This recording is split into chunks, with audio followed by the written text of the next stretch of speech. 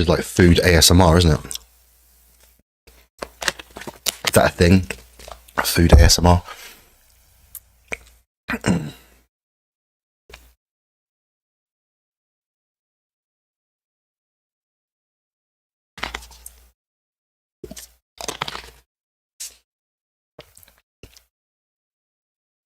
Let's just turn this on.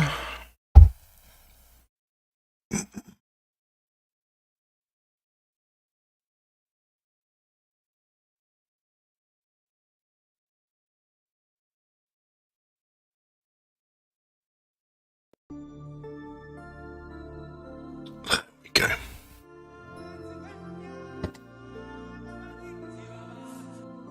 Oh, nice. Luke just subscribed on YouTube.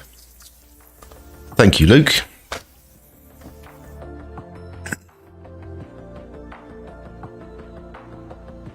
And now the camera's frozen. Oh, you got to laugh. Okay.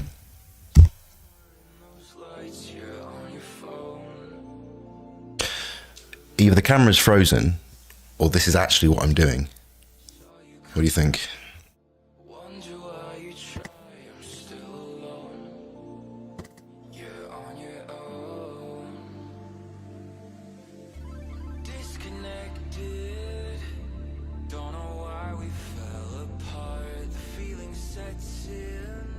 I'm still here. I'm just fixing the camera now. I tell you what, you guys, my engineers, you're not doing a very good job, I've got to admit.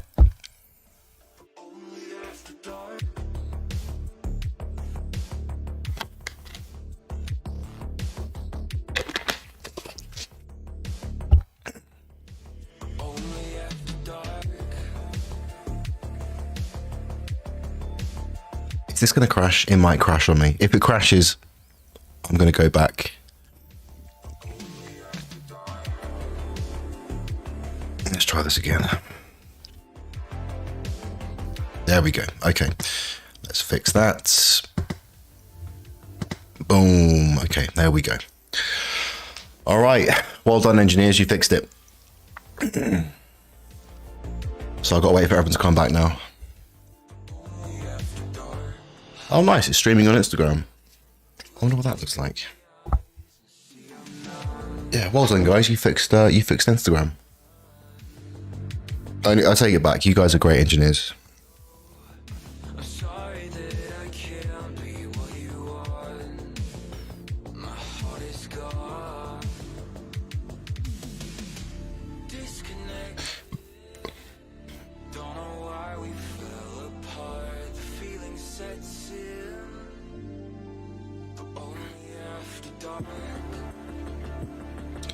So it's meant to be streaming on Instagram, but I'm on the Instagram. Well, I'm looking at the King Silver Instagram. And I can't. How does it look like? How does it work? I can't see the streaming.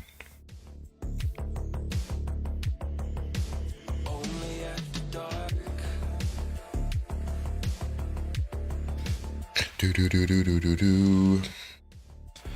Hang on a second.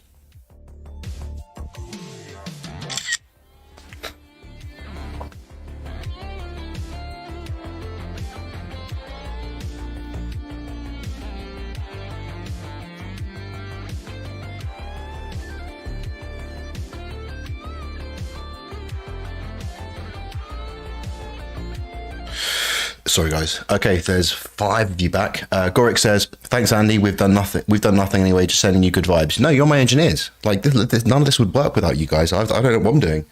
I have no idea. And look, you fixed it. Well done. Wasn't me. I did nothing. So whatever you guys did on your end, it worked. Brilliant.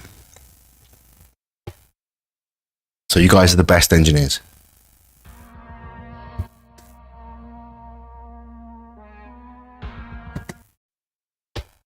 Getting annoying feedback in my headphones. Guys, what are you doing? It's better. Fixed it. Nice one. All right, there's 6 of you back. Okay.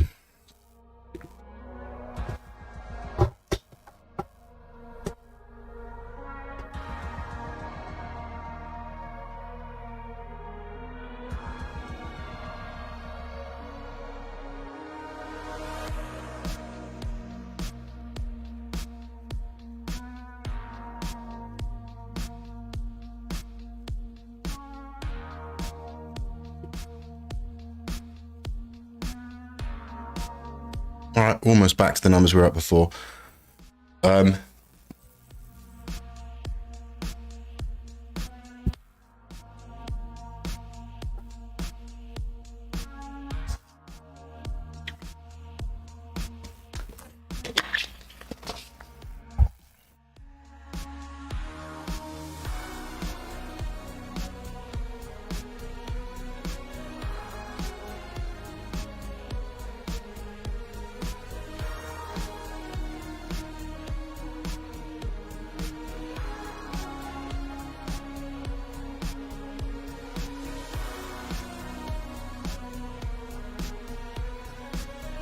All right, cool.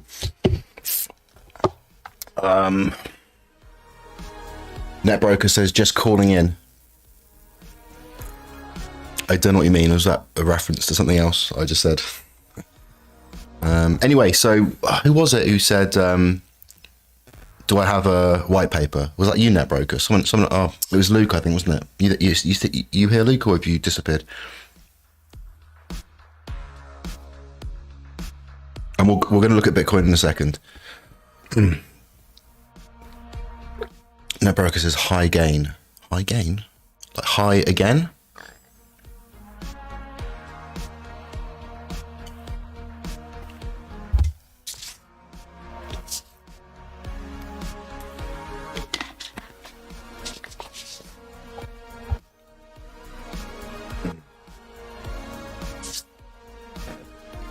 Yeah, we are going to look at Bitcoin today. That's going to be the main focus. Oh, maybe we can look at Bitcoin in a bit, and we can talk. Oh, hi again. Yeah, cool. Yeah, maybe we should look at because Bitcoin. When I'm doing my analysis, I sort of calm down and get very kind of like, you know, in my head. Hey Luke, yeah, was it you who asked for the King Silver white paper? Because now I'm in a kind of a talky mood, so I think I'm going to just do a bit of talking on the NFT launch, and then we can sort of all chill, calm down, and get into the Bitcoin. We'll try that order, because I remember like doing the analysis, and I started to get pretty like tired, and then I went on for like another hour and a half talking about the NFT thing. Although, to be honest, I spent quite a bit of time explaining like what NFTs are, how they work, all that kind of stuff. So Luke, no, that was Netbroker. Well, you know, I'm not going to go through this again like I did the other day, but hang on. Oh, 1 second, guys. You can't hear this. I'm hearing feedback in my headphones, but I think I know where it's coming from. Give me a second.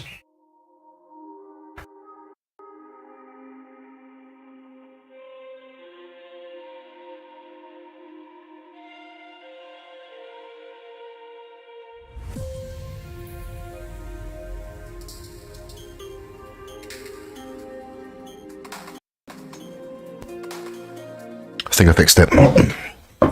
Netbroker says module 2, remember?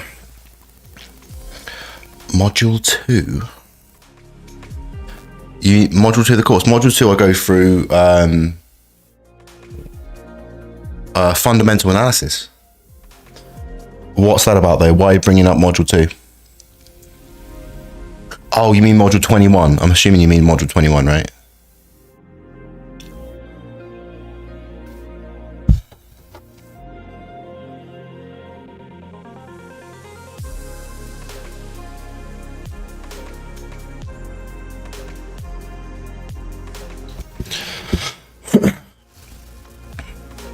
White paper, etc. Although they're two different things. You're talking about module 21 of the course, I assume you mean. I think that's what you mean, right? And the white paper is for the King Silver project. So they're completely different things.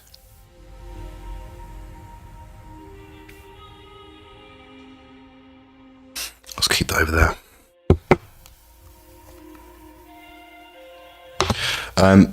But yeah, if you want to check out kingsilver.com, again, it's like a far cry from a white paper, but it gives like an overview on the King Silver project. I forget if that's Netbroker or... I mean, Netbroker knows this. I thought, Luke, you asked about it. Someone did anyway. So yeah, let's talk quickly about where is it? There it is. Right, the Decentralions NFT collection. So today I was playing around with some interesting ideas, and for those of you who weren't here yesterday when I was going through like sharing my thoughts, then this might be new, but otherwise I'm sort of repeating myself a little bit.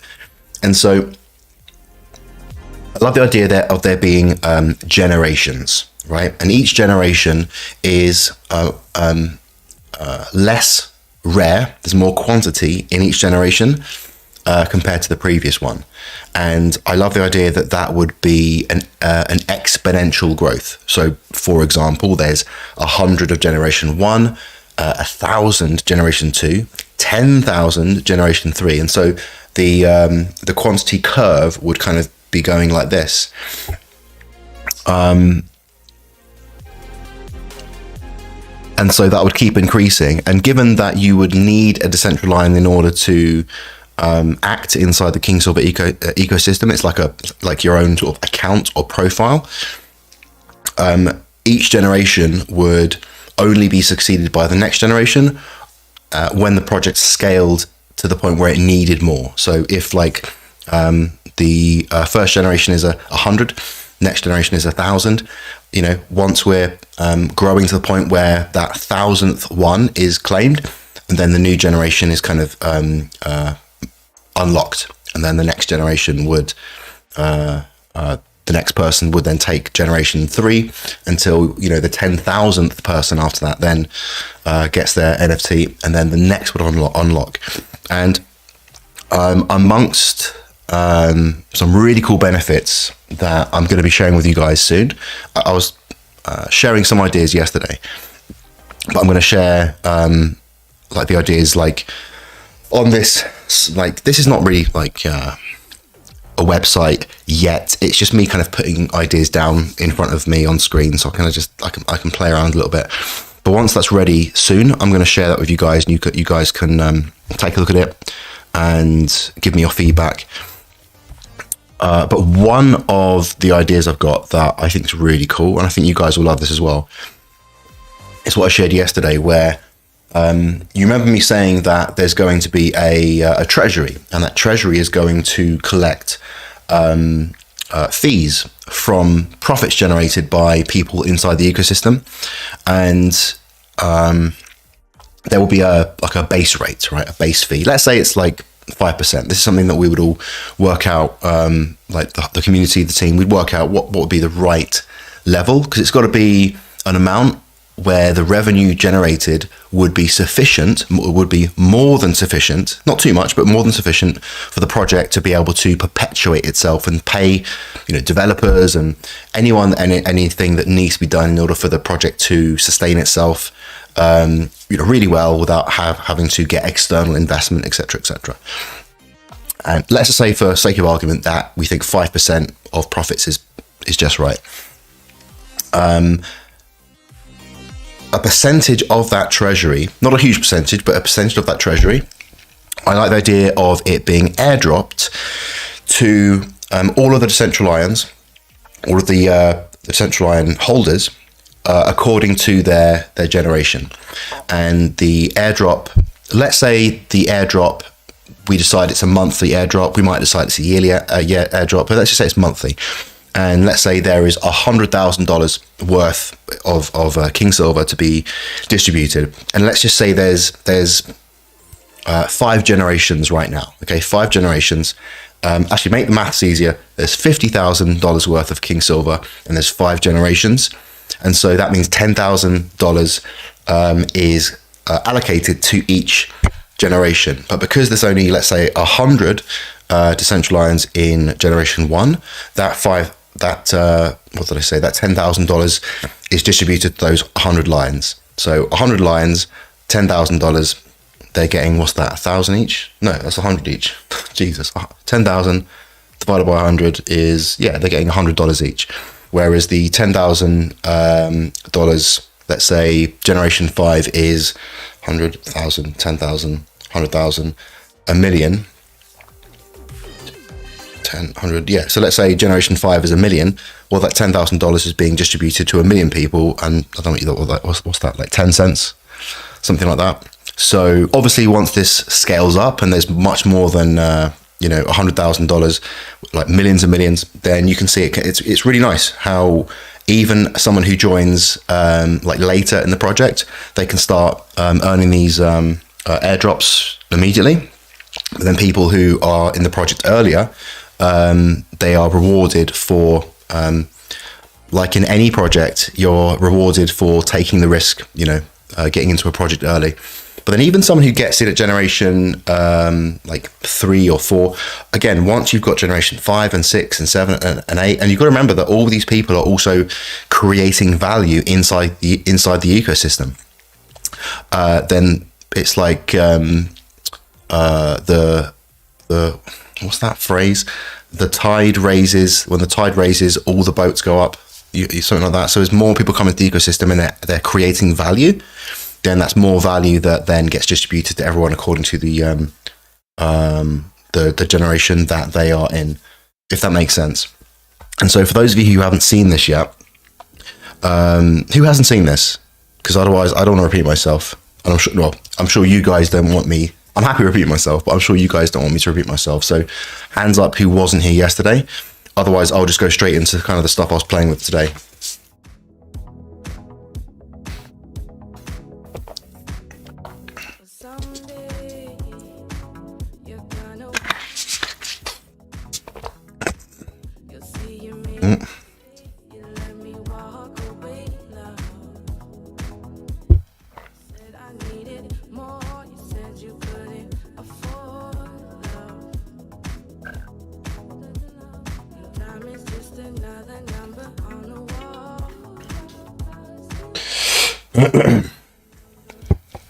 All right, so I'm assuming you're all here yesterday. So, so I've been thinking about like the concept behind these generation names, right? Now, the concept of the Decentralions, I think, is quite fun. Oh, and was it Tony? I think it was Tony. Tony, I saw the post you did in the community with you went on Midjourney and you were producing the AI stuff. That's cool. I appreciate you doing that. I don't think the right path for the Decentralions is to use the AI because for a start, you can't actually do it. Like it can't produce anything accurate enough because when you're producing an NFT collection like this, it has to be like pixel perfect and all of the attributes that have to be programmed into it that are, have different probabilities of being chosen. It has to map over it perfectly. But what I'm using ChatGPT for at the moment, and Midjourney is also another tool for this at the moment. I'm not saying this is like, there's people doing all kinds of awesome, crazy stuff with it, but right now I'm using it for kind of for help with creativity, for brainstorming. So I was using ChatGPT today. I might even show you actually, if it loads. So I was using verify you're a human. So I was using it for what was my question? It's like help with creativity. So I'm looking for hierarchy. Like I was asking for hierarchies. And where did I start? Well, I was starting. Look, I've got over here like military ranks. Now, I'm not saying this is the route to take. I'm just brainstorming. I'm just playing around with ideas.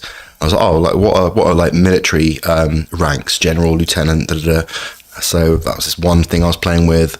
I've got here futuristic AI lion names. Just like it's great for brainstorming. It just comes out of a bunch of interesting ideas. And look at this. Look, Tinder openers for men. By the way, it has no game. Me and my friends did a little test. We typed into ChatGPT. We outlined a scenario. This is off topic, but we were saying like, there's a girl sat down in a coffee shop, and da da da and da da da and da da da. And how do you get her number? And the answer it gave wasn't good. It wasn't good. What was this other one? So I was also going into like shape, names, and dimensions. Come up with 10 rank positions for a futuristic space exploring civilization. Starship captains, planetary explorers. Anyway, so that's what I'm using it for. I'm using it for kind of like for like brainstorm, to help with brainstorming. It's really fun, actually. It's really cool. Because you can imagine sat around a table full of people, right, guys, ideas, and people just sort of throwing stuff on the table. Chat GPT, terrible name, Chat GPT, just fires a load of stuff at you. So I've been using it for that, just to kind of get some ideas. And one of the, what are you guys saying?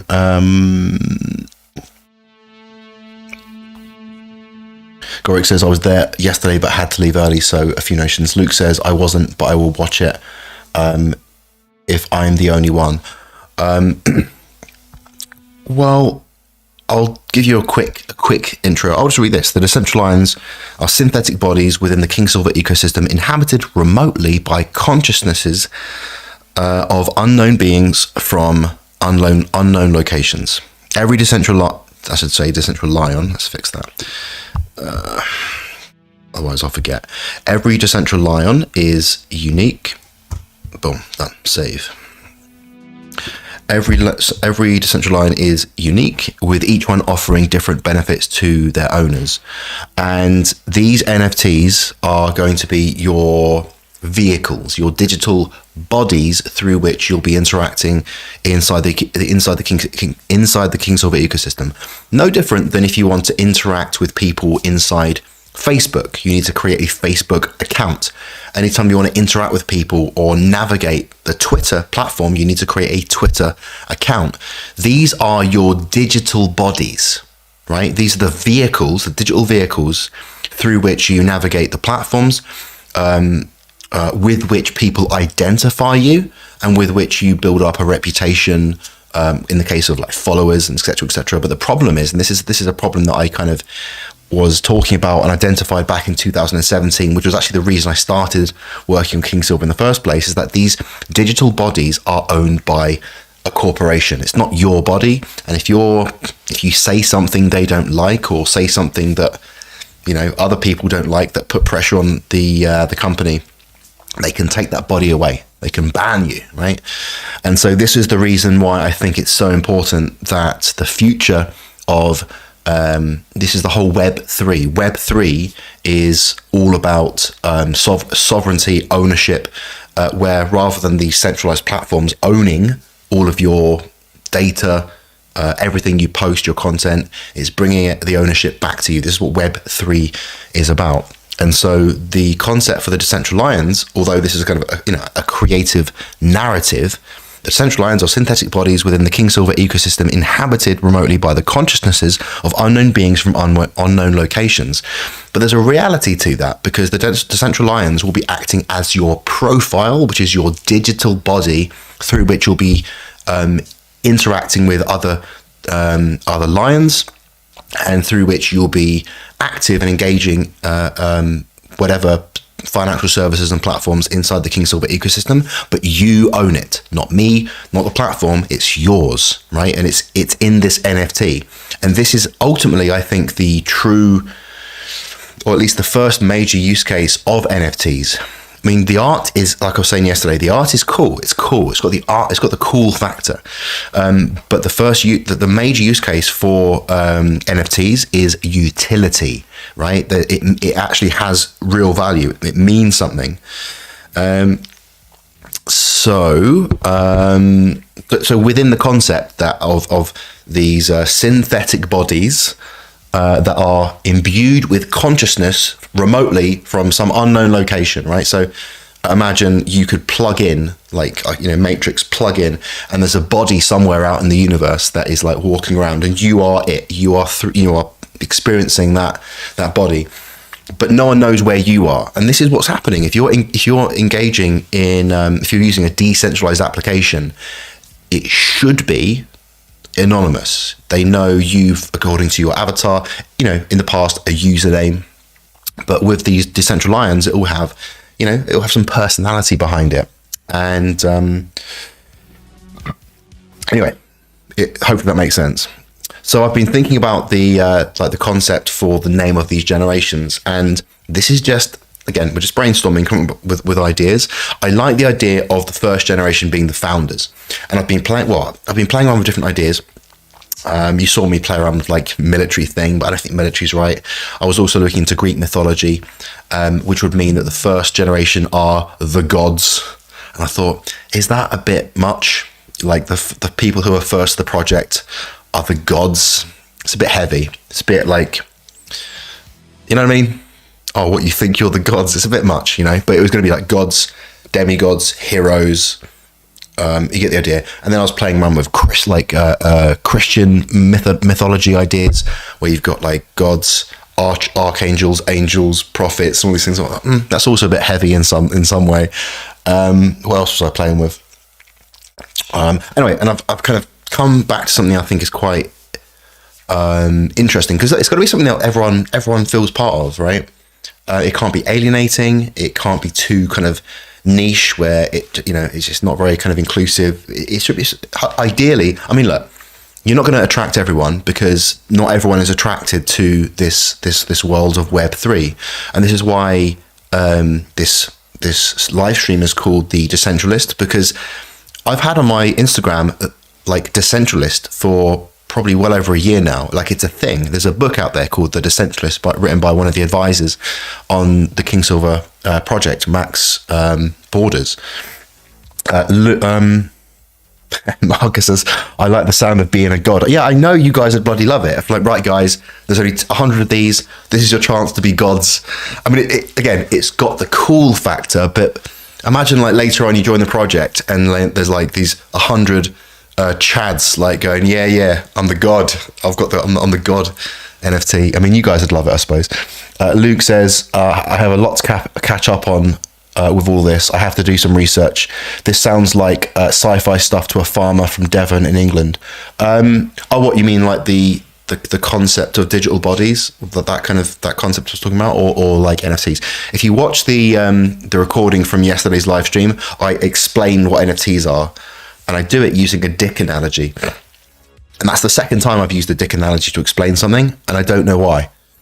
I don't know what it says. It says that's that shit that just speaks about me, I suppose. Luke says I'd snap one up. Nice one. Netbroker says the Nouveau Pilgrims. I don't know what that is, but okay. So let me just scroll down. And by the way, the images I've used, obviously they're crypto punks, so it's just like placeholder images. I've got here Generations Star artwork placeholders from CryptoPunks, actual artwork for Decentralions NFTs I get to be created. So ignore these, right? But I thought, well, imagine like the concept I've just been playing with, and again, we're just brainstorming, I'm not saying this is it, is like the founding of a society, a nation, a culture. And again, I was asking ChatGTP for ideas, and it would come up with some very interesting ones. Luke says, yeah, the digital bodies, the ideal, I'll definitely watch last night's stream. Well, this is the first time I've talked about that concept of digital bodies. But like, if you think about it, your Facebook profile, your Instagram account, it is because what is your body, right? Your body is this vehicle that you control with your consciousness, and it has certain abilities, right? You've got these arms and these fingers, and there's all kinds of things you can do with these babies, right? Some good, some naughty, some awesome. And some people are better at using these things than others. Some people are, ridiculously handsome, and people respond to these bodies differently than other people. So these are the vehicles that we navigate the world with. And in some sense, depending on how spiritual you are, your consciousness, is it in here or is it kind of coming from somewhere else? Who knows? That's not what this live stream's about. But you own your body, right? Now, there's been certain societies in the past where that wasn't the case. You were the property of someone, and then we live in the age of an era of enlightenment values where, or I'm assuming you guys as well live in countries where it's your body, you own your body. Although on my passport it says I'm a subject of the Queen, so I don't know technically if that means that I'm I'm completely free if I'm a subject of the Queen, or now the King, obviously. But you guys in America, you definitely own your own bodies. And so if you are going to be, worst case scenario, robbed of your body, which means killing you essentially, you need to be convicted of a crime severe enough where, assuming you live in a country where there is that punishment, they don't just say, "Oh, I don't like what you said." Bang, you're gone. No. But on social media, you can just get banned. You can get suspended. Your body, right? Your digital body, your online vehicle through which you navigate. Now, the things you can do on social media platforms are very simple and basic. You can follow, you can navigate, you can click, and it's very simple. But as that gets more and more sophisticated, and it starts to go into like the metaverse, then you will be navigating that new world, the world where probably all of humanity will spend all its time. You'll be navigating it through a digital body that is now actually more powerful and can do more things than your like meat body. And yet that digital body will be owned by a corporation, and you will be subject to terms and conditions, not by rights, but by constitution. You won't be protected by by all of the law, all that kind of stuff. So this is like deeply philosophical. But this is why I started down this path in the first place. Netbroker says, the Pilgrim Father were the early settlers in the New World. Oh, okay, now that you say, they were nonconformists in England under King James I. So not only do I have engineers on this show, I've also got historians. So this is great. So I'm slowly gonna look less like an idiot because I've got a team of people who know what they're talking about. But anyway, I like the idea that it would start with a founder or founders, right? But if you get this NFT, then it's a founder NFT. And I thought, well, and this is something that I got this idea from ChatGPT as well. If you think about like the hierarchy of the narrative, the story, the growth, of a nation, a country, a culture, you've got the founders, but you've also got like that comes from there. And sometimes the founders are the heroes, right? The heroes that we hold up, the great heroes. Whether it's wherever the country, the nation, if that country and nation is on the rise, it's a healthy country, then they tell the stories of their great ancestors. They tell the stories of their heroes, because these heroes act as kind of archetypes of what's possible in a good sense, because a great hero overcomes adversity, vanquishes a terrible foe that was causing terrible things to happen. So in England, we've got again, the heroes can be fictional as well, but we've got like real heroes, Lord Nelson, the Battle of Trafalgar, and then we go back into mythology. We've got King Arthur and the Knights of the Round Table. Again, if I've got any proper historians here, then you guys can, from England, then you can help me out. And in America, you've got your cultural heroes, because America's quite new, so you can't go back like thousands of years or anything, but you've got your heroes that overcame adversity, and that's part of the story. And I thought, well, if we're gonna aim to be building something incredible, then it makes sense that the next generation of these Decentralions would be the heroes. And the heroes follow on from the original founders, right? They're the ones who follow on from the founders, but they're the first ones after the founders to build the nation. And this is where I started to get a bit creative with it, and I'm open to ideas. Then I thought the next generation would be the philosophers, because these are the ones that set the mythological framework around the nation, that like the philosophy. What do we believe in? What are the virtues we're seeking? And again, I'm open to ideas, what you guys think. And then I'm not sure if this is right. Then I've got leaders, and maybe that means political leaders, military leaders, not sure, but it's just like the leaders, inventors, builders, scholars, and artists. So just playing with ideas. I like founder and hero. The rest I'm not too sure. Let me see if I can, let me just quickly come back here, and I'm going to just check a document, because I've been writing loads of stuff. What do you guys think so far?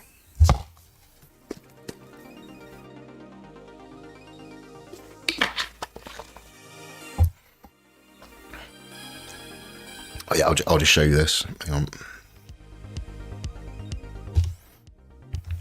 So these are just like a bunch of notes and ideas I've been writing.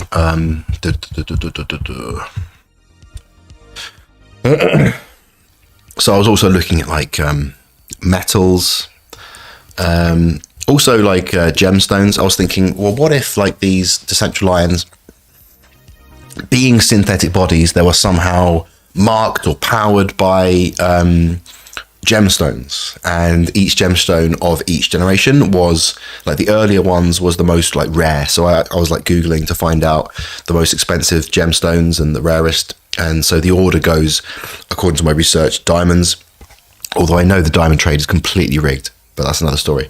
Diamonds, rubies, emerald, sapphire, aquamarine, opal, amethyst, turquoise, amber, and lapis lazuli. I think that's how you pronounce it. And the only reason I've left some out is because this gives you a nice kind of color sequence: white, red, green, yellow, light blue, sort of a pearlescent color, purple, mint, orange, and dark blue.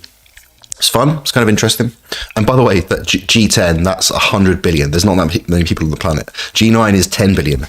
Again, there's not that many people on the planet. So that's just, okay, well, that's a high quality problem to arrive at. Gorik says, sounds promising. Would love to own my first founder NFT. Yeah, everyone here is going to get a chance to own one, at least. Although there's 100. Hang on, how many? There's about 270 people who signed up for Wave Counting Immersion, but everyone isn't active. But everyone who signed up to Wave Counting Immersion, I'm going to be going to you guys first, and then the email newsletter. Well, there's the email newsletter, which is like 6,500 people. There's also the kingsilver.com newsletter, which I started collecting emails for that, like, again, back in 2018. So it's like not like a fresh email list, but there's like 500 people there. But you guys who are on the Wave Counting Immersion course, you're the ones who are going to get first access. And if you guys snap them all up, that's fine. I think it would be a good idea to have a limit on how many you're allowed, because you might get like a baller just saying, oh, I'll have 10, and that's not fair on everyone else. It's like, if anyone wants more than one, then what I think is a good thing to do is I will just let all of you get at least one, and if there's like plenty left afterwards, then we can circle back. I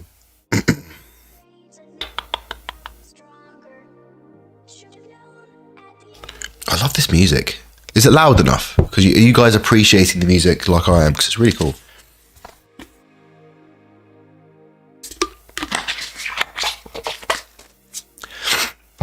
Anyway, that was like the a gemstone idea. Interesting. And it means that, let's say there's like in the first generation, each character, there'd be like a diamond somewhere, or maybe like the eyes of diamonds or something. Again, just brainstorming. Also metal rarity, so maybe these are synthetic bodies that are made of gold, platinum, silver, aluminum, steel. So they kind of really interesting artwork that can come from that. That's another idea. Some of these stuff are just like when you're brainstorming, you just pump it out. Don't question it. Don't like critique yourself. Just get it out. See, like this is the religion one. So like God, some of you guys might really love that. Goric says, I'm not that greedy. All depends on the price of the NFT. Yeah, of course. So like, yeah, religion, God, angel, prophet, missionary, believer, convert. Interesting. Tech adoption. So founder, architect, builder, early adopter, late adopter, mainstream. That's interesting. And this is me looking at the way that there's a, let me see if I can find it. Z.run. Actually, no, I've already got it in here. It's there. There's an NFT project called Z.run. I really, really like it in the way that the mechanics and the way that the rarities of these horses. It's like a horse racing betting kind of game, and each horse is an NFT, and they have different qualities, and you can breed horses together to produce new horses. It's really fun. I really like it. And like when I was working for this crypto asset investment fund in London, we was working on an NFT project. And so at the time I did like research into existing NFT projects. Let me just see if I can fix the display. Yeah, turn that off. And Axie Infinity is the number one. Z.run was this one was another one, and there was a few others. And I got to learn some really fun mechanics. Like you've all heard of like crypto kitties, maybe, although there's nothing you can really do with those with crypto kitties. But I love the fact that you can use like these two existing NFTs you own, and you can breed them. You can like put them together, create something new. You don't know exactly what you're going to get, but what you do get is influenced by the sort of the mother and the father, or these two ones you put together. I love the idea that you can own NFTs and you can use them to create new things. And I love the randomness of kind of not knowing what you're going to get, and you might get something super rare, right? It's like that thing of like when you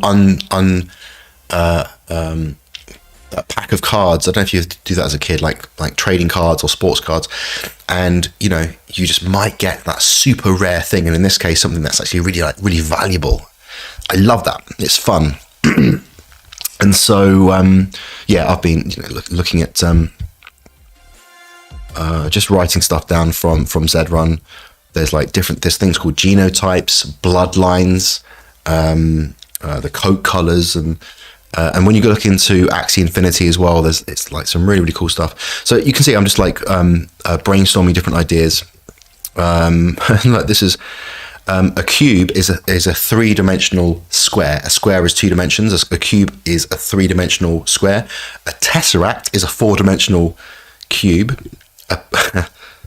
A pentaract is a 8-dimensional tesseract, and then you go, it just goes up in dimensions. Hexaract, heptecaract, octaract, enaract, dacaract, hendecaract, and dodecaract is a 12-dimensional cube essentially.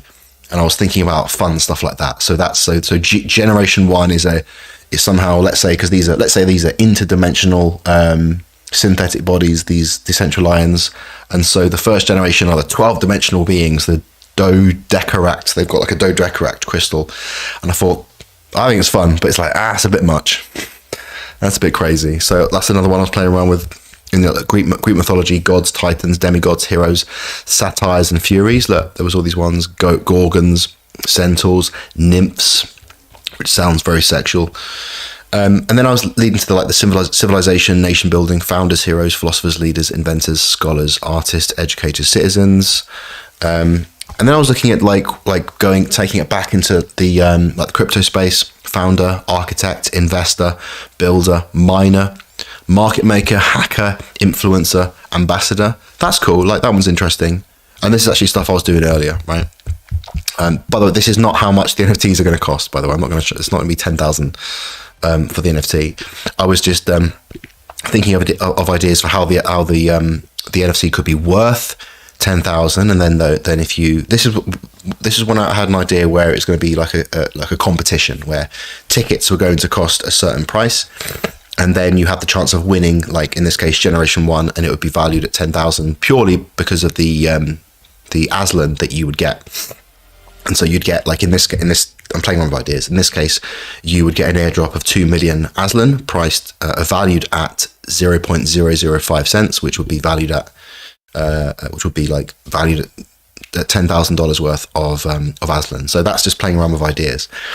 I do love the idea of it being more valuable than it costs in terms of like the Aslan airdrop. But again, these are actually some of the benefits I was thinking about. So the owners of a founder's Decentralion would get an airdrop that would be not $10,000, but you know, a nice airdrop. That would make it like very, very attractive, and then also treasury reduction fee of 100%. So everyone who has that generation NFT will get 100% reduction. They wouldn't have to pay any of the profit fees that I was talking about, which can, you know, potentially make them really special, shall we say? And that doesn't apply anymore because this is going to go. These are going to be PFP NFTs. A PFP NFT stands for profile photo NFT. They're NFTs that are sort of cool that you'd want to put them on your Twitter. And for those of you who didn't see yesterday, if I type in, what can I type in? I know OpenSea has this.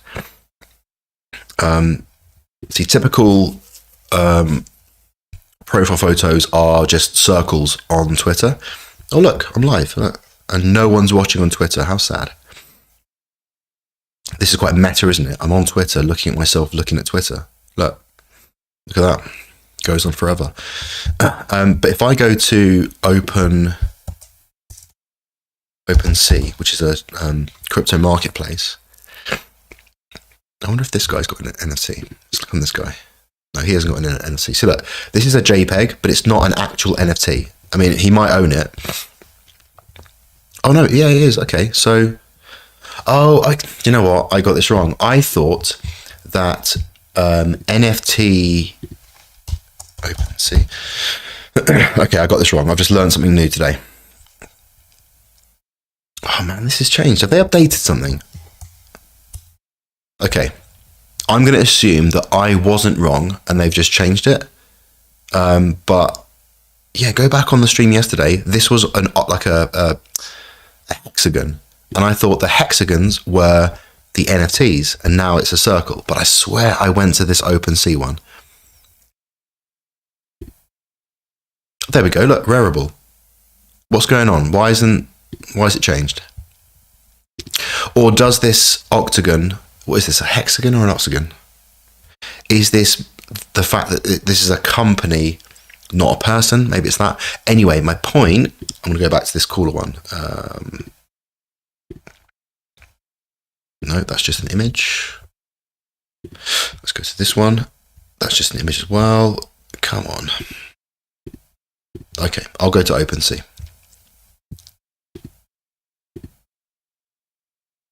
There. Okay. Okay, what am I doing wrong? OpenSea. There, on the side. Okay, so this is not very great NFT, but it shows you that this is an NFT. This is an NFT, and here's all the details: the contract address, the token ID, the blockchain, etc., etc. It's got the description, and there's the owner over on OpenSea. And so yeah, this is something that's like, it'll be cool enough where you'll want to, if you want, but you'll want to use it as a profile photo. And if you've got a god one, it's a big flex. Luke says it's a hexagon and octagon has 5 sides. So this is a hexagon. Right, octagon has 5 sides. Are you sure? I thought octagon has 8 sides, because in MMA they say inside the octagon, right? And I think the octagon has 8 sides. I think I'm right. Hexagon. Okay, I think it's a hexagon. So yeah. Patriot Brad just followed me. Okay. Right, anyway. So let's go back here. So I don't know. I'm kind of leaning towards the crypto one more. You know, Octon has 8. Yeah, cool. TTGFFF. I don't know if you just typed in a random name there. Goric says Octagon has 8 sides indeed. Okay. What would the study of geometry be? You're not mathematicians. Geometrists? God, I sound like a right idiot. Geometrists. I've got engineers. I've got historians. Geometrists? Is that a word? Hexagon has 6 sides. Yeah. So that's what we're dealing with.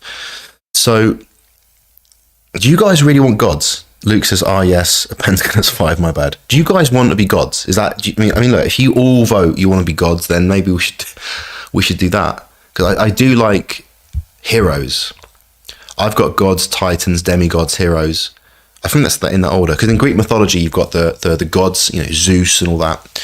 Then you've got the titans, which is where the name of the, when I was working on the truth geometrist. There we go. That sounds pretty cool, doesn't it? Geometrist. When I was working on the truth platform, the truth journalist platform, I was going to call that Themisia. Well, Themisia was also the name of the governance system around it. But and Themisia comes from Themis, and Themis is a Greek titan. And then you've got the demigods and the heroes and the satyrs and furies. I'm not sure that really works, because they're kind of like monsters and stuff. But you haven't got to stick to Greek mythology. You can do whatever you want.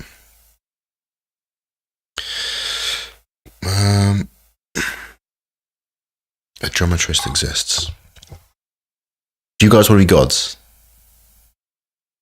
I just think it might from the outside. Yeah, TTGFFF. TT, I'm going to call you TT. Double T. So I think from the outside, it just looks a bit narcissistic, you know?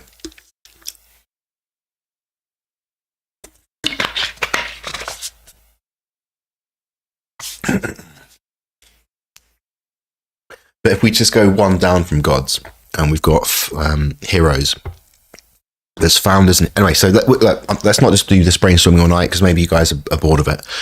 But I'm just sharing where I am, like what I'm thinking. And what's interesting, what's cool is that if you look at, for example, CryptoPunks, there's your, what I suppose is similar to our generations, right? There's different types. And in the CryptoPunks, you've got aliens, apes, zombies, female and male. And these are the quantities. So alien are the rarest. There's 10,000 CryptoPunks, but there's only 9 aliens, right? So these are very, very rare. And then there's 24 apes, which is also quite rare. Tony says, yeah, not keen on gods. TT says founder sounds better, I guess. Yeah, founder's my favorite so far to start with.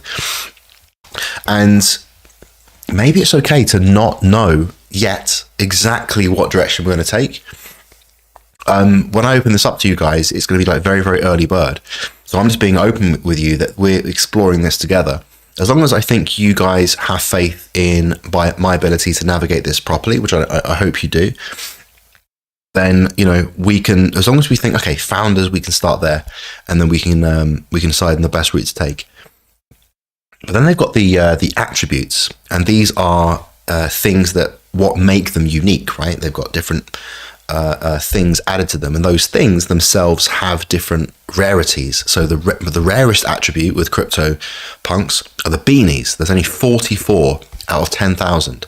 Only 44 of them have beanies, and then slowly, you know, you get more and more common attributes, all the way to the most common attribute, which is almost 2,500 are the earrings, and like so, you know, a quarter of the CryptoPunks have earrings, and then you can look at them in terms of how rare is it that they have a certain number of attributes?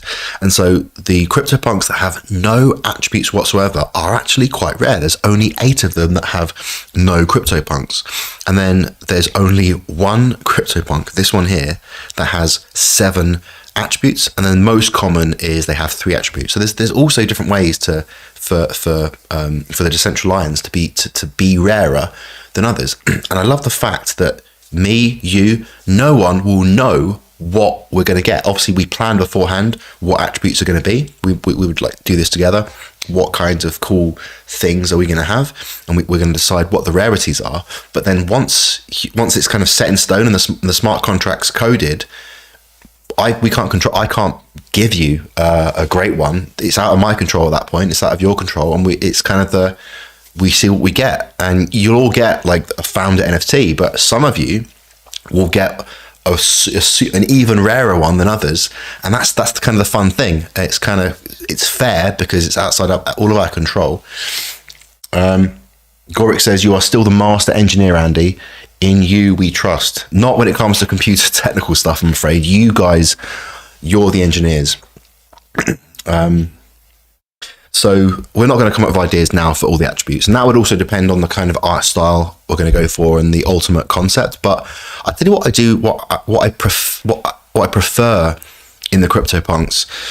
I love the aliens and I love the zombies. I love the fact that everybody can see themselves in a profile that is not specific, you know, in terms of like skin color. Like, are you Chinese? Are you Asian? Are you black or white? And, you know, I like the idea that you've got a profile that is kind of beyond that.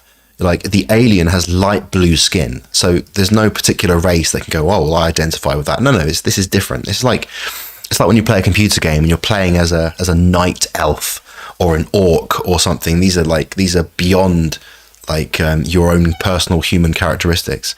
And maybe you play World of Warcraft and you like to choose a character that has your characteristics. But I think with this kind of thing, if the idea is that every single person using the King Silver ecosystem will use their Decentralion as their vehicle, then you do want to have a kind of a kinship with it and a kind of like sense that you know what I mean, you sort of identify with it a little bit. But at the same time, because you want to be anonymous, it makes sense that you wouldn't actually want to have someone that looks like you, I think. And that's why I love that, in this case, the zombies and especially the aliens. And it's also why I love Hindu mythology as well, because I don't think it was an accident, whether it was an accident or whether it was something that these mystics, etc., truly experienced. And I've done DMT and ayahuasca, and I've seen some stuff, man. I've seen like the blue Hindu stuff while doing that. But that's going off on a tangent. But what I love is that I think everyone can look to a blue god, and it's not alienating of like a god that is a particular race. It's like it's all encompassing.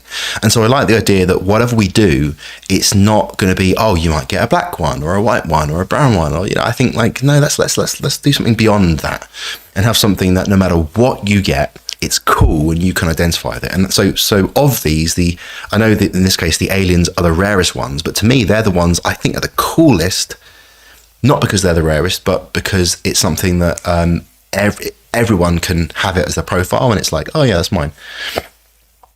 So when we're doing the artwork for the Decentralions and the particular art style, I'm definitely open to ideas. I'm looking at different artists, and there's also a chance that we would go with this Web3 design agency that I was working with when I was at this crypto investment fund in London. Really, really great guys.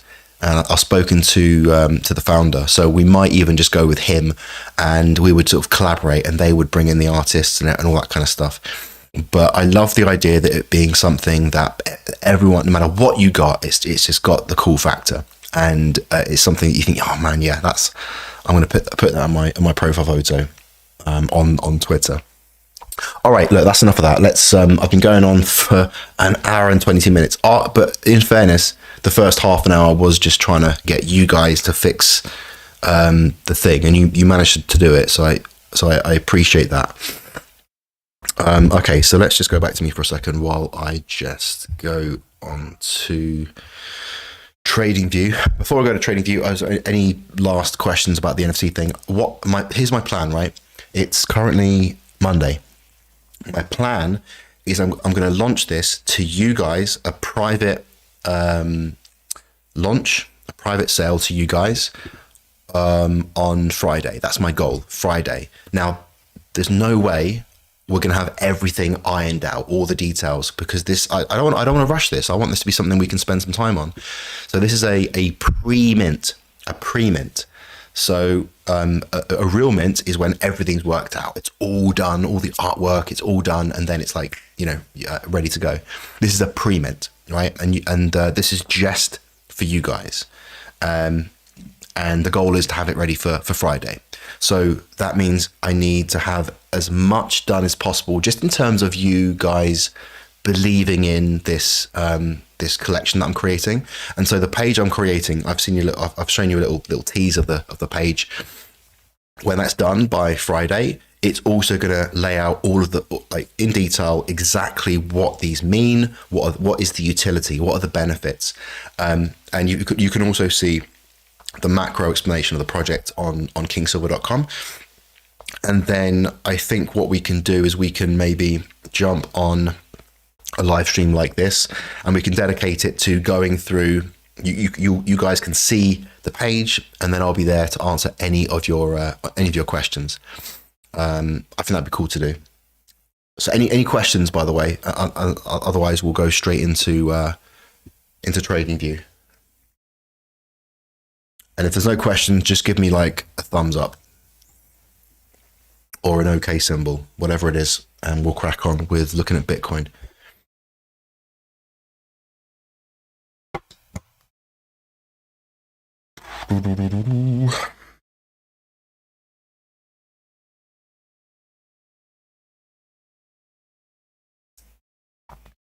I need at least one thumbs up, or I'm going to just sit here on my phone.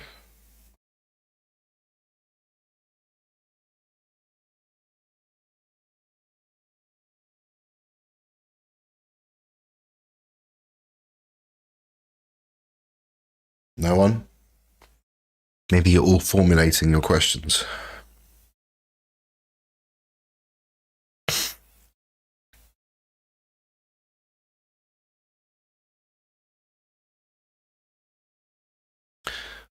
Lots of thumbs up. All right, cool. All right, I'll crack on. So, with the magic of technology that you guys are responsible for, boom, there we go. Where's the music gone? Guys, have you broken the music?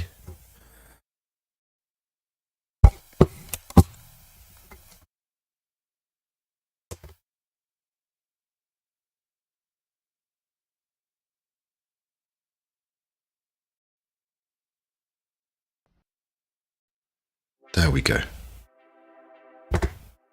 Why did you guys turn the music off? All right. Let's get into some Bitcoin. Now, when I get into Bitcoin, I want to kind of like slouch down like this and get really comfy. I wonder if I can like put the camera down. I can just slouch a little bit.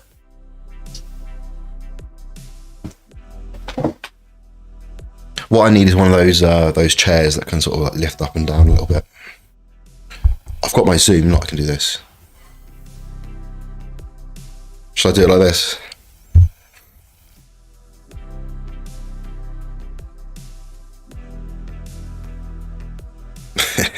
For anyone joining the stream right now, it just look really weird. Like I'm trying to be anonymous or something. There we go. Look.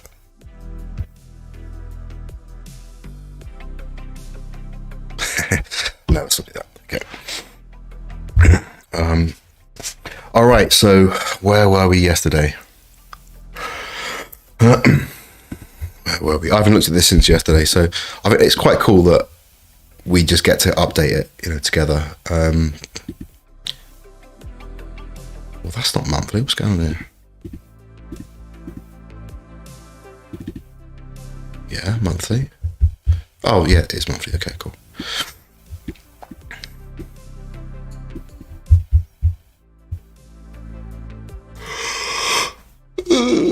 See, I'm getting tired now already. Oh, okay. So an hour and a half is the time I get tired. But it's also, I'm doing these streams late. I'm doing it at like, I'm starting at 8. It's 9:30 now. Maybe I'm just an old man. Just an old man.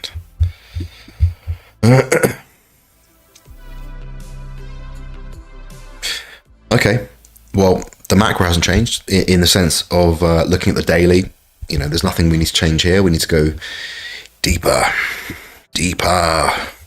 So, okay, I remember now. So we were looking at this thinking that this looked impulsive, and so this looked corrective. And so what's the 20th now? So the 19th, so it was last night. I remember, yeah. So it came down, and we're looking at this. I couldn't see a wave one, and look at this, turns out to be corrective. So it's really interesting. Anytime you get something like this, and you're expecting an impulse, and you're like, man, I can't see the wave one. What the hell's going on? And you're trying to find it. Hope, because your analysis says this should be an impulse, and you're thinking, well, if the wave one must be in here somewhere, and so you're expecting a little wave 5 or something, and then what happens? You get more of a correction, whatever, and you get this, and you think, yeah, ABC. It was a correction all along, and that's not the danger. That's like that's how your assumptions or hopes or whatever you want to call it create limitations in your perceptions, in your reality. Like this now looks like a very clean ABC. If I was looking for a correction and I saw this kind of thing, you'd probably like see it and be like, yeah, there we go, looks like a correction. But because I was looking for an impulse, I was literally like looking for it. And this is something that Jordan Peterson actually talks about, which is you can only see what you are. How did he put it? You can only see what you believe exists, or what you're looking for. So your reality, a great deal of your reality is shaped by what you are expecting to see, or what you hope to see, or what you hope to see. And so if somebody thinks my friend thinks around, if you really hope that like there's loads of racism in the world, let's say, because that is what gives you a sense of, I don't know, value in your tribe or whatever, you will see it everywhere. If you think the world is a beautiful place full of beauty and joy and love, you will see that. Not everywhere. There's not like there's places where that's not clearly going on. But the point is, your beliefs will shape your perceptions. I'm getting a bit philosophical here, but when it comes to analysis, whatever you're expecting will shape what you are able to see and perceive. And this is why it's so important that regardless of your analysis, you've got to just like step back and go, okay, what if I'm wrong? What if I'm not going to get what I'm expecting or hoping? You've got to kind of try and like, and this is why I keep like turning this off and on. You'll see me do that a lot, right? Luke says I have to go. Thanks, Andy. I'll watch the rest tomorrow. I'll watch the rest and tomorrow's stream tomorrow. All good, Luke.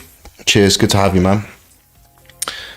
So yeah, it's just important to understand that you often will be blind to what's right in front of you because you can't see it because your perceptions are not looking for it, not expecting it.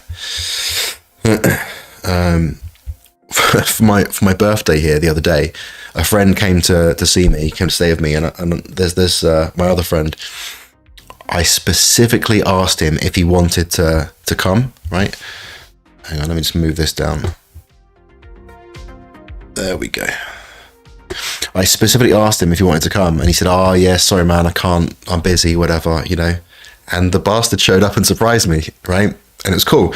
But as I heard like a shout from behind me, like my other mate had like set it up, and I turned around and I was looking directly at his face, and for a second or two, I was like, who's that guy? Who's that guy shouting at me? He's an English guy, because I'm in Poland, and I was looking at him and I didn't recognize him. My good friend. So because I was not expecting to see my friend, my perceptions couldn't recognize him, right? And it took a second or two to be like, oh, but it was so interesting that for think of a second, like 0, 1, maybe 1.5 seconds, I was like, who is that? Even though I was looking directly at him. Whereas if I'm around his house and he comes around the corner, I'm expecting him. I'm not like, who are you, right? So come back to the charts. That's what I'm kind of trying to get at. If you've created boundaries to your reality based on the analysis, you can be blind to something that's staring right in the face. So that's my little rant there. So this is a correction, and this, let's explore it.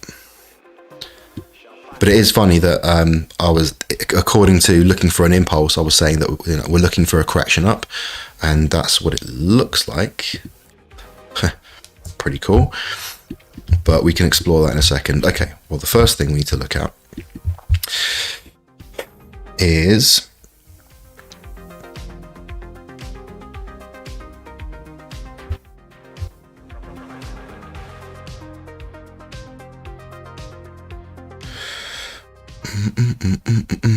W.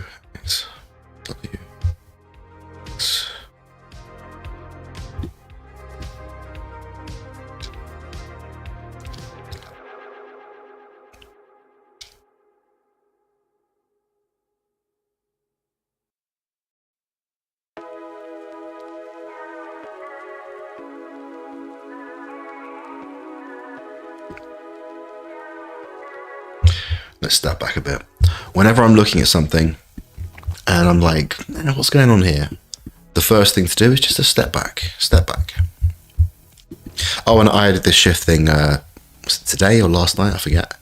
Because I thought this was interesting, right? Because if we go a bit closer, if what we're anticipating here is, this is the third wave, and we're expecting, okay, this is a pull down, then when we get this strong move back up, what did we say this was as a retracement? That's wave 1, wave 2. So I can't remember what we did. So that's wave 2 there, wave 3.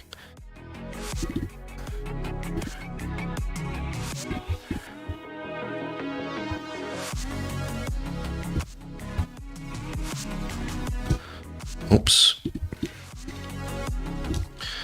Oh man, that's super deep.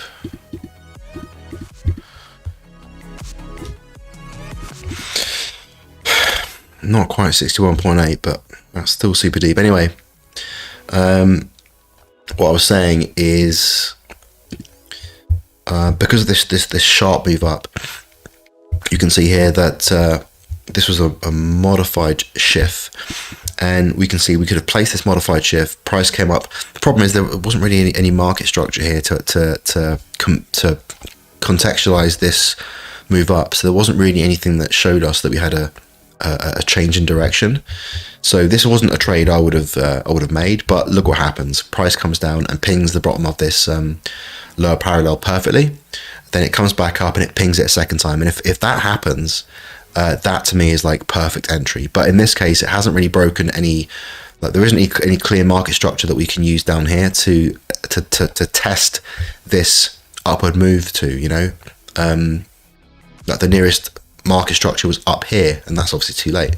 But this is the cool thing about Andrew's median lines, because price has an 80% if you get the pivot points right, there's an 80% chance that price reaches the median line. And look at this, it comes down, tests the low parallel perfectly, test it a second time, which is like, you know, perfect, you know, entry, stop loss below here. Or if you're being really a bit more liberal, you can have it like all the way down here if you've still got a 3-to-1 risk to reward ratio, although I think here is still totally fine. And then it comes up and it pings the median line. It's perfect. But you know, would I have entered? I mean, there's no change in the market structure. Lower low, lower high, lower low, lower high, lower low, lower high, and we get a higher low, but we don't get a higher high yet. It's still kind of, so this could have been a triangle. This, you know, it's not like a confirmation. So this wouldn't have been a trade that I would have made. But if we have had something like, I don't know, some kind of, you know, some market structure where it did that kind of pattern, right? So there was a shoulder or something, and this kind of broke out over it, then that's a great sign that we would then add to our kind of probability analysis, if that makes sense. But I wanted to show you guys that. And then when price sort of just broke down and doesn't really seem to be responding to this modified anymore, or did I look at the shift first? Yeah, you see how it pings the median line when we switch to the shift. So that to me is a sign that potentially we might be shifting to the shift now, and price comes down, and look, it pings the median line, it comes down and it pings the lower parallel perfectly. So when I see that, I see that price has kind of shifted tracks potentially, and I would then be using maybe, I mean, I might have both the modified and the shift up at the same time, but then once you start seeing price just kind of ignore the modified, let's say, and respond to the shift, then I would just have the shift on, right? Okay, so going back, what are we looking at?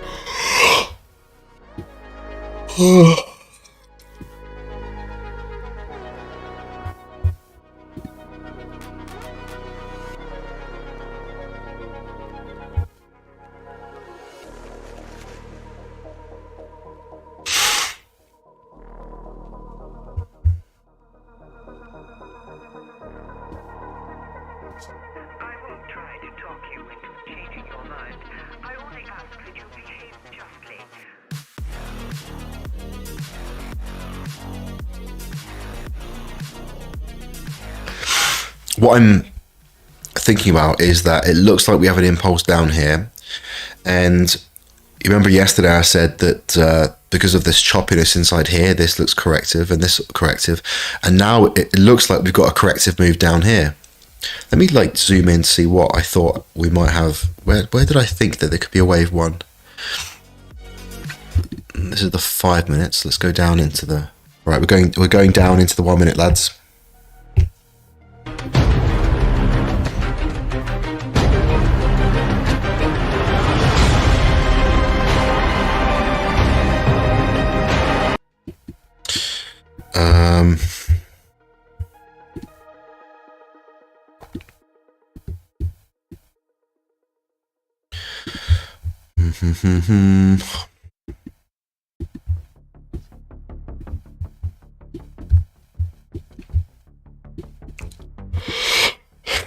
I mean, it looks corrective, doesn't it? Boom, boom, boom.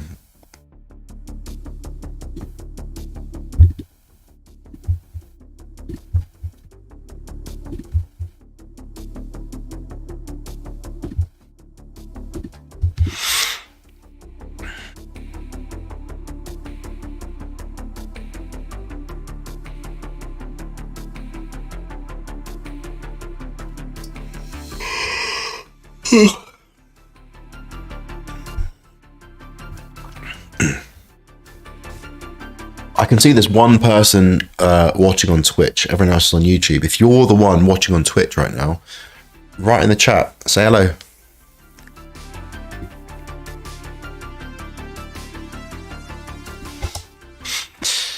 Yeah, I mean that looks like a correction. Looks like a correction. So So if that is a correction, you've heard me talk about follow the logic. Okay, if that is a correction, what could that mean? So we'll come back to that. I'll leave this here just so I know I'm looking at that as a potential correction.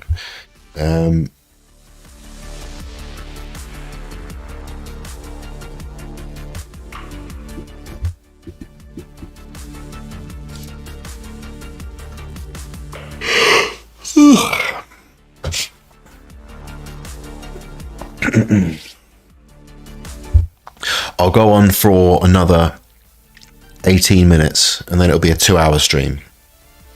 Remember I said I didn't want to do it for 3 hours, so 2 hours is a good because when I used to do this on Twitch before, I'd do like 4 or 5 hour streams, and yeah, I don't want to do that.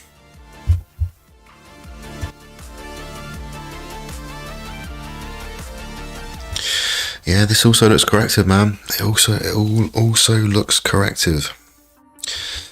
So I don't know if that correction's finished yet. I think it's got one more leg up personally, because this looks like a triangle forming. So I would be just, you know, backseat.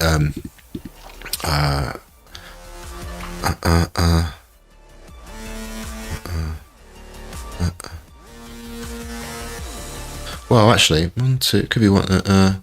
Could be like a yeah. So get rid of that. That's just depends what we're seeing. If we're seeing a duh, and then duh,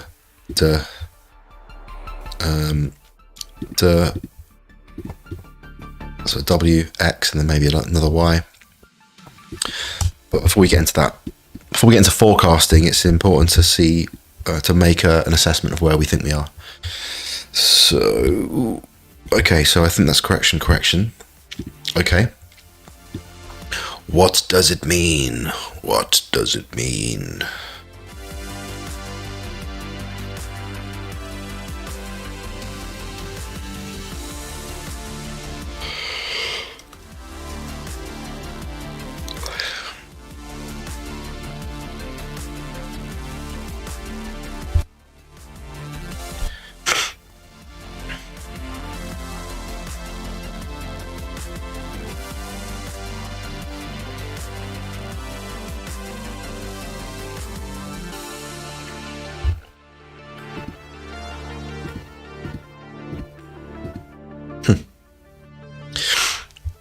Look at price still responding to this geometry.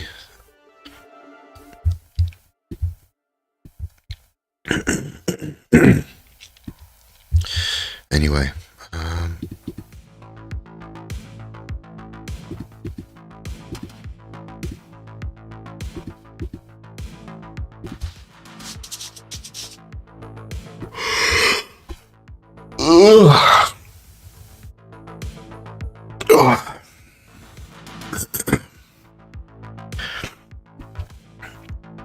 how are you guys getting on with your analysis and stuff anyway? How are you getting on with your progression, with your learning?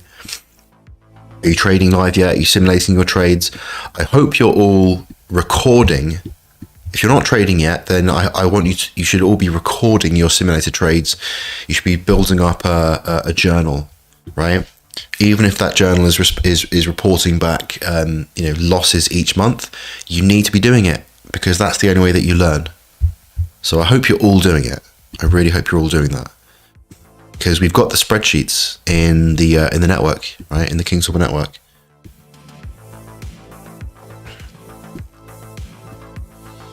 And at some point, and this is like after we get through this NFT thing, maybe that's what we can do here. Maybe I can allocate a certain amount of time to, maybe we can, remember yesterday I said, swing trading is kind of boring to watch for live streaming, because like most of the time is not actually trading, it's just watching, waiting.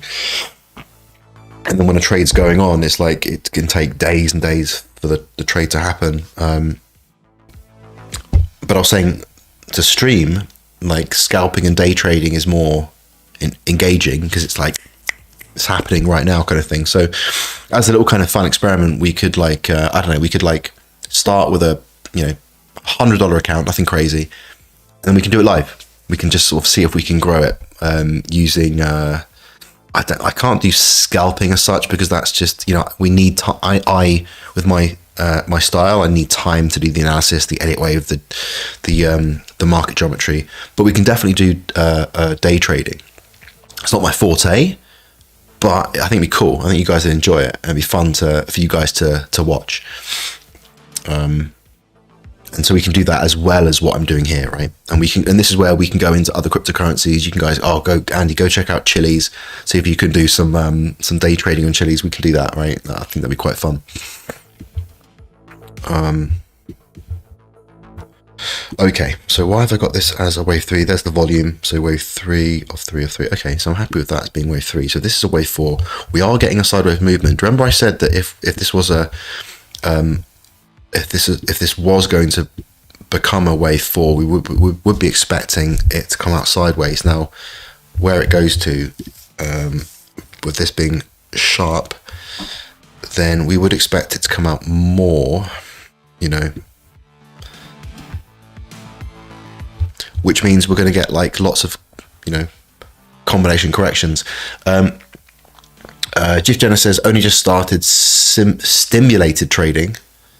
That sounds fun and naughty. Stimulated trading and keeping records in the spreadsheet, keeping an eye on the charts and some backtesting. Good. I should teach stimulated trading. That sounds fun.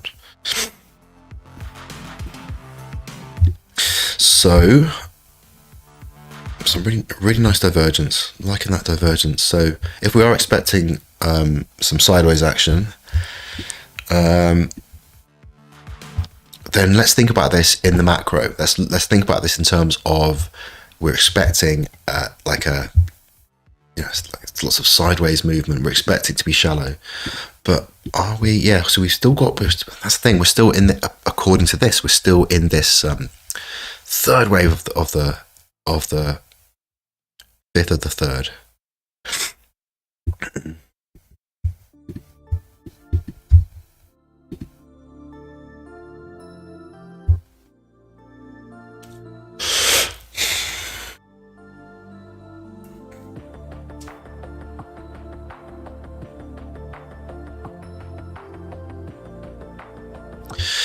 I mean, this is deep for a wave 4, even though it's the first.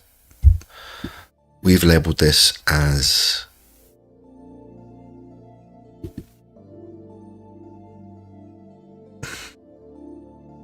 where's that coming from? What's that? 5. Oh yeah, 1, 2, 3, 4, 5. We've got that as an A wave, an A, and we were expecting a B, but this B is kind of going on for, it's kind of drifting sideways too much for it to, like, really with a flat correction, you're looking at, you know, you're looking for something like that. But for it to, get something that's kind of like this, it's like, yeah, it starts to look less like because it's meant to, what is that, a correction of this? It's kind of to just look a bit grander and bigger. Jif Jenner says, is it a flat correction? Well, that's what we were looking at yesterday. We were looking at this as impulse, correction, and then yesterday, and this is why I, you know, missed this being a correction, we were here, right? So just to kind of show you, we saw kind of that. If you imagine you couldn't see that, right? We were kind of here. We were seeing this kind of corrective thing, and I was like, well, if we're expecting, you know, an A, well, that's the thing. No, do you know what? It hadn't quite reached it. But this looks impulsive. That's the thing. This looks impulsive. But in a flat correction, this would be corrective.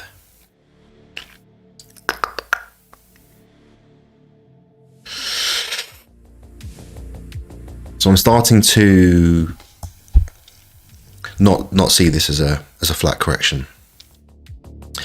But if this is impulsive, A, B, it hasn't come quite as high as this. A,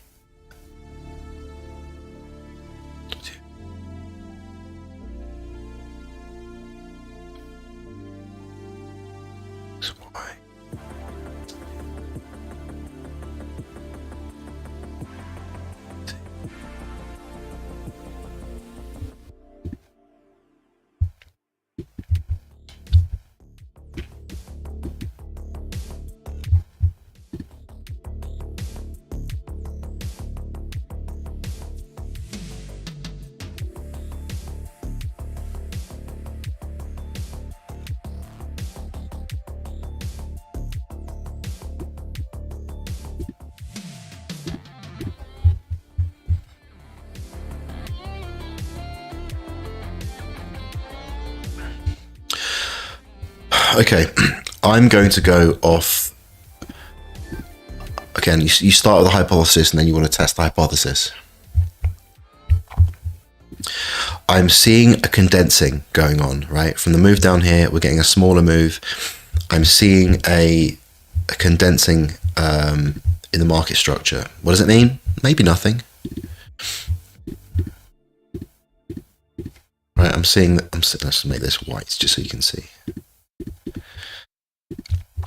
Again, could be nothing, right? But I'm seeing a condensing pattern. And the only trouble with that hypothesis is that I'm saying I see an impulse down here, okay?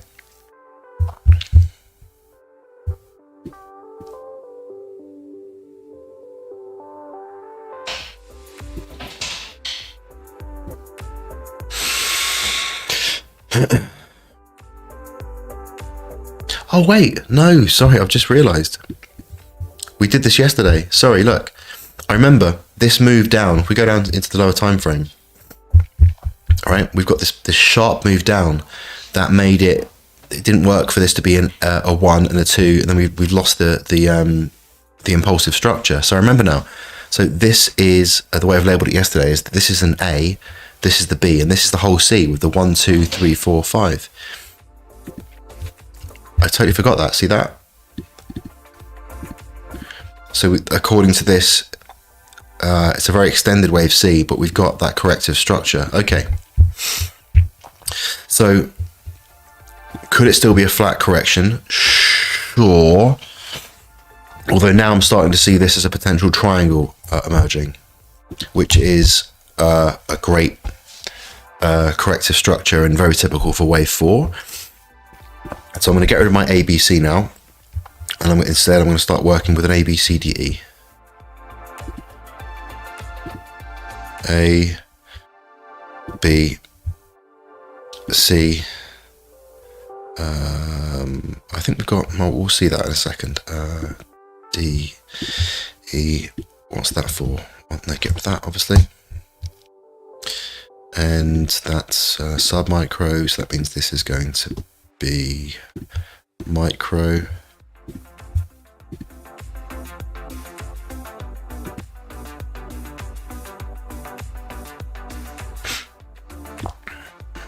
Rid of that.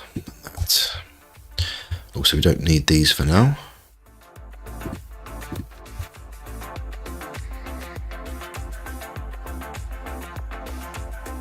You see how there was this this volume zone, right? This area here, our price broke down below it, and just resistance broke down below, resistance broke up, and support. You see that? Resistance, support on this supply zone, demand zone, sorry. Well, it's a supply zone that breaks above it, then it becomes a supply demand zone, like support and resistance. Right? Really cool to see.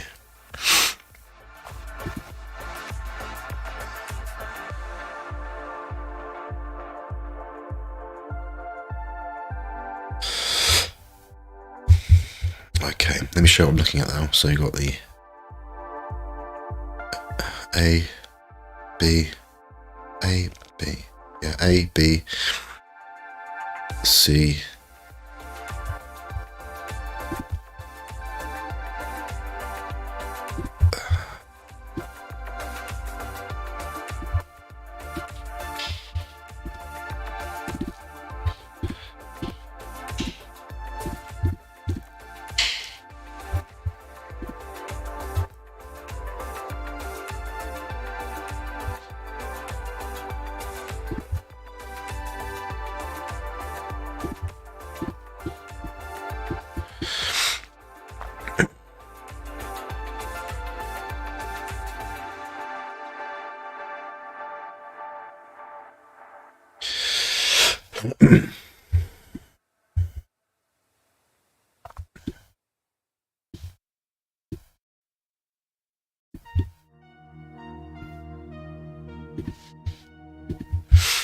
what's that for?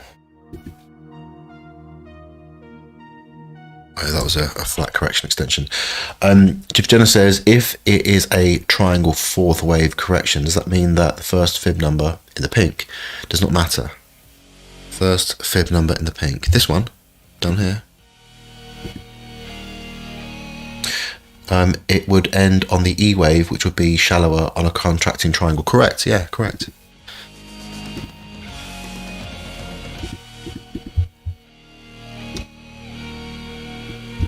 Although triangles tend not to adhere so much to Fibonacci, but yeah, you're right.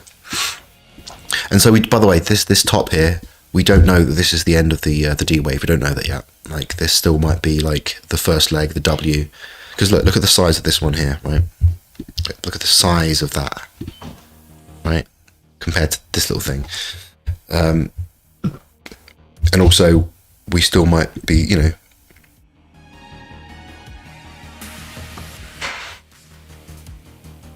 I mean, this is coming quite high. We might actually be seeing like this C wave could be a flat correction, you know. So never try and trade inside triangles. Or look, you can give it a go if you like doing that. You know, there's still opportunities within. Like, if you go really, really deep into here, there's always trading opportunities. Again, I'm projecting my own trading style here, so I shouldn't really tell you exactly what to do. But as a kind of a swing trader by spirit, I'm, here I'd be looking for this to get a nice D wave completed, and then we're heading down for the E wave, and then I'd be looking for the entry into this fifth wave push, you know.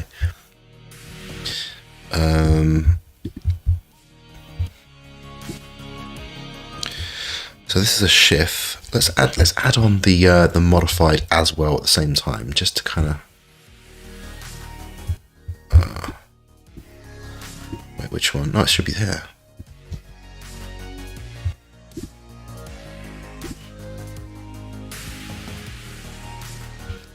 Let's add on the modified chart.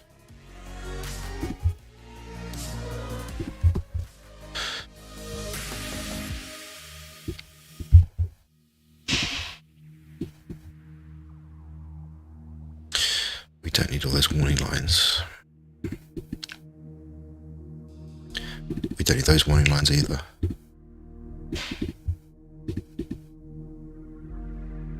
So which one is price responding to the most?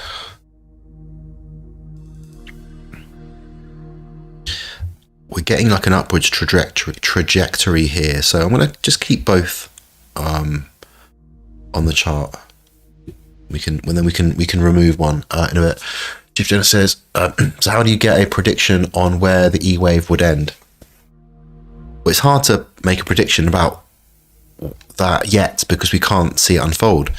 What we'd be looking for is we've got our A, and we've got what I think is the B, and is this the C? We'll see. Like, anytime I've talked about in this case trading the fifth wave, you've got to, until you've got the D established, and that would be marked. So let's say we get it again. Look at the market structure. If we break down, let's say below this market structure here, then that's a sign that this actually is the D. Right? We've got a change in trend. We've got an upward so far. We've got like higher high, higher low, higher high, higher low, higher high, and look, we've had the first break down below. Now that could mean just a micro change in trend. We could have like a W, then a little X, like an X come down, and then a Y comes up higher. But if we go deeper,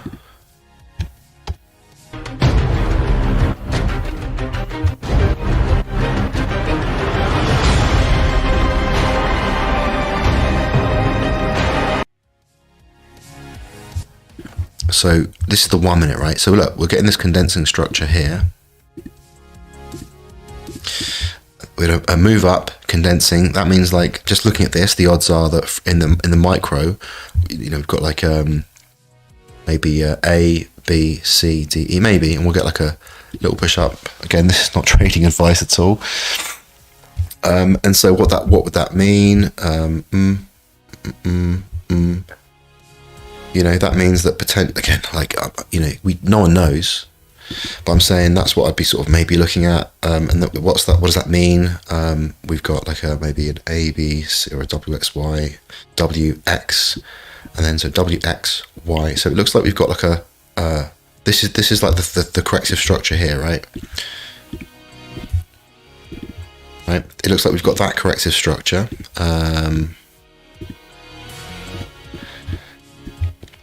And so it looks like this is, just from here, it looks like this is maybe this is like, because it's not impulsive, it's not, just on its own, it's not screaming to me that this is like the beginning of a move, like, well,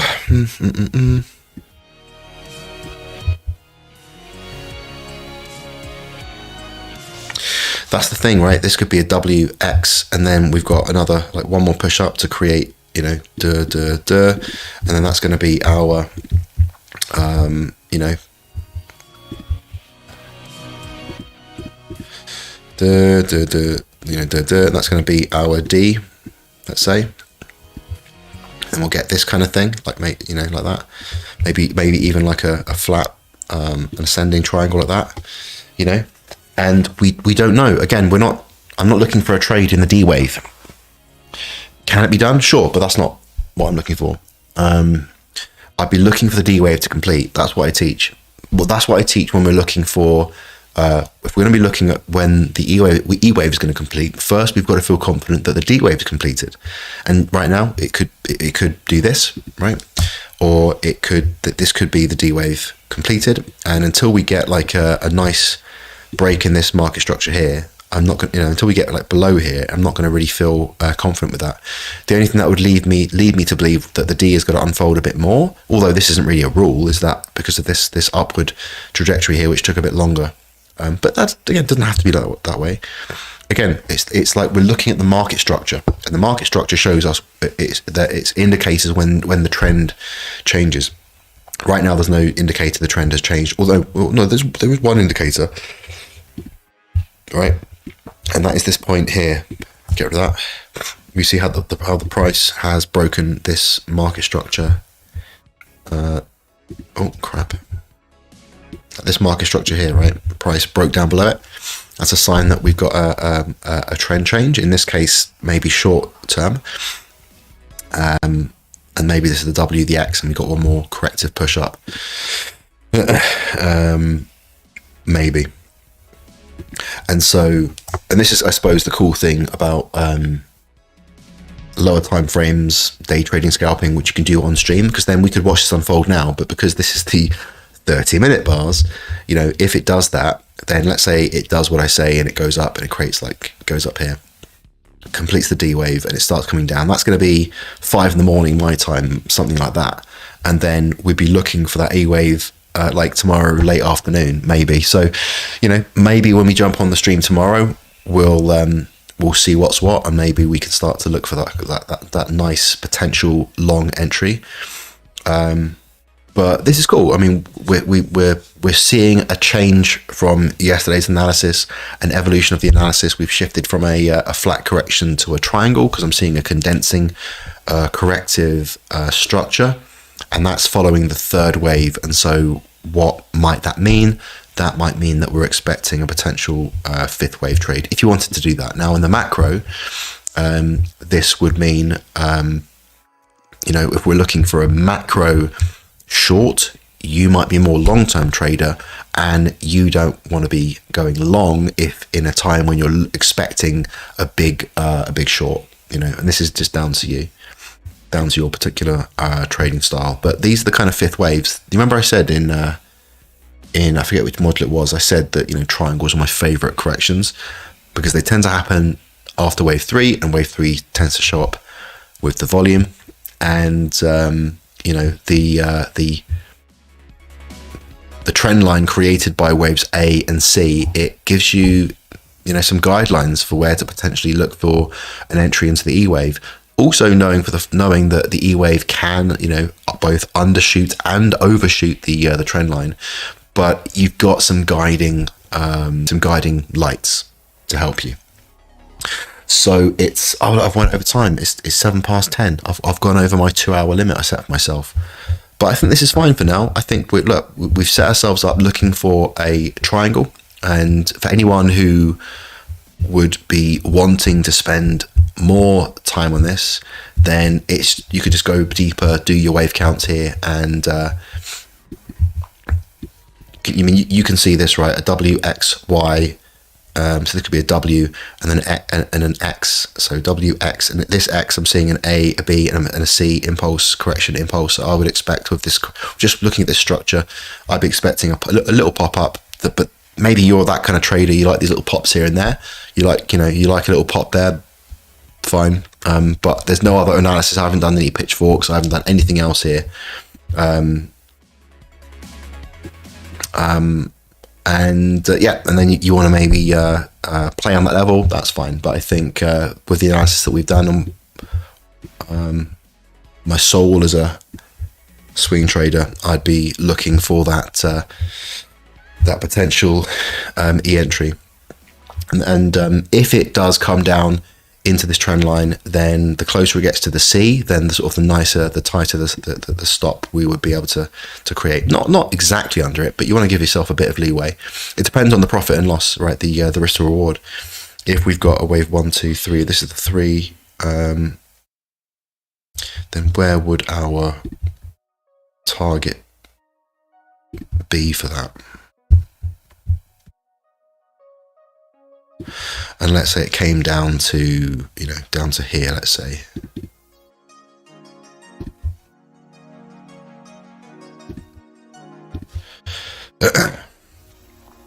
Let's make it a bit tidier. Then, look, it's not a huge target, it's not a huge target. But as long as you've got the risk reward rate, well, when I expand it out, it's not too bad. But that's the minimum target right there, right? And what's interesting is if we're going to go for the shift, then there's also this warning line to kind of keep an eye out for as well.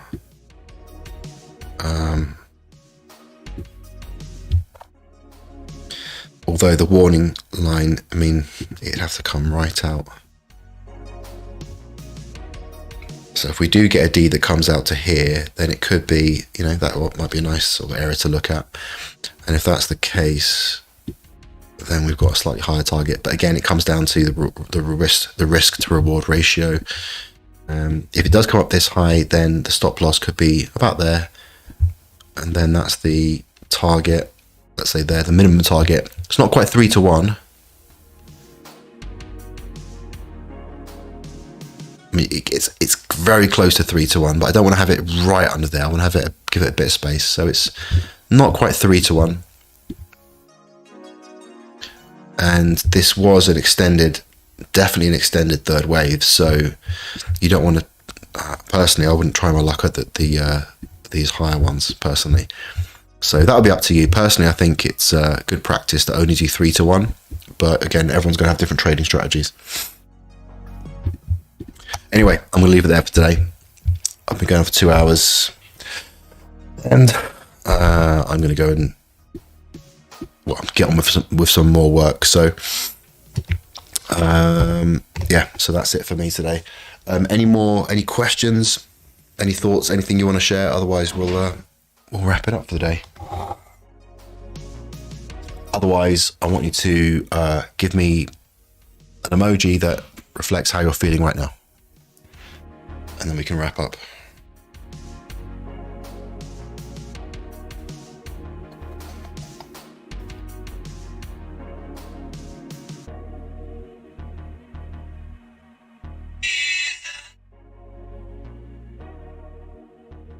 No one?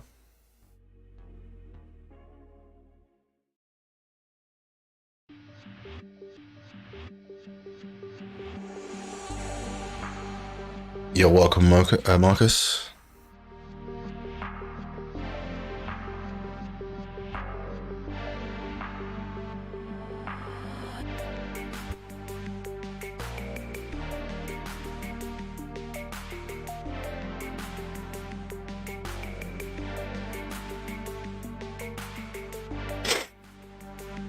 Just Jenna, all I'm seeing is face blue smiling. I don't know why I can't see that.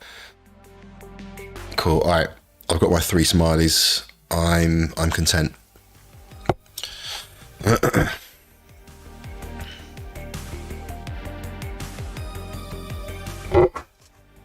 You're welcome, TT. All good. And I'll be back tomorrow at the same time. I'm going to do this every day. Oh, you're watching as well, Shaman. Nice one. So we're going to do this every day from Sunday to Thursday, barring occasional something happens. I'll let you guys know, but that's my goal. Okay, so I will be back tomorrow at the same time. Otherwise, I'll be inside the community. You can message me. So, all right, everyone. See you tomorrow.